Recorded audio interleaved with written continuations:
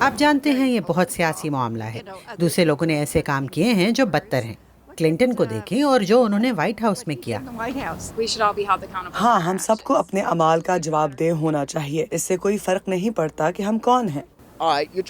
ٹھیک ہے، آپ ان پر مقدمہ چلانے کی کوشش کر رہے ہیں، لیکن اس کا الٹا نتیجہ بھی نکل سکتا ہے اور وہ صدر بن جائیں گے، کیونکہ ماضی میں بھی ایسا ہوتا رہا ہے. انہوں نے 2016 میں بھی ان پر مقدمہ چلانے کی کوشش کی اور سوچیں کیا ہوا، وہ صدر بنے.